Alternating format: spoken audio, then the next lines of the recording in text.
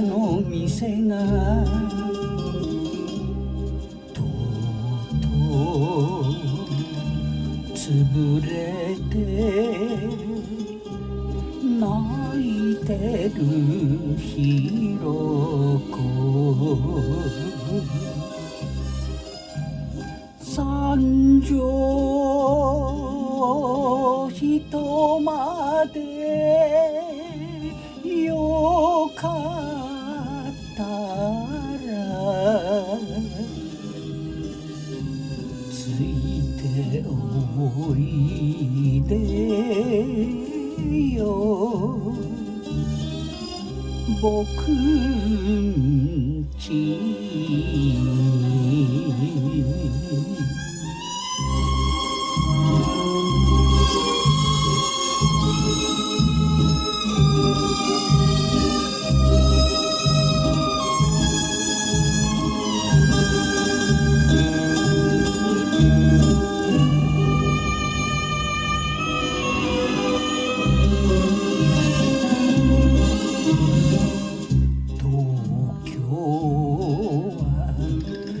広いから親も故郷も知らない人がひろこの他にもいっぱいいるさ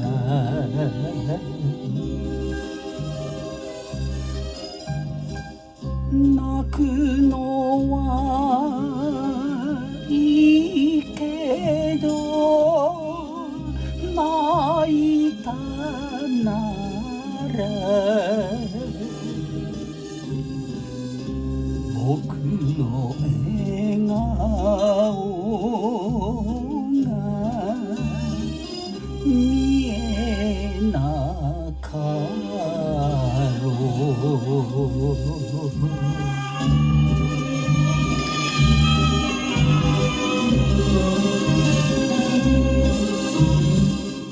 これからはどうなるの赤いランプの最終電車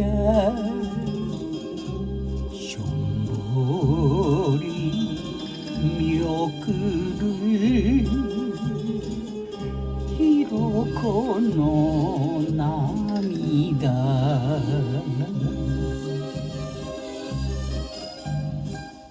風呂敷包みを中にしてつなぐ手と手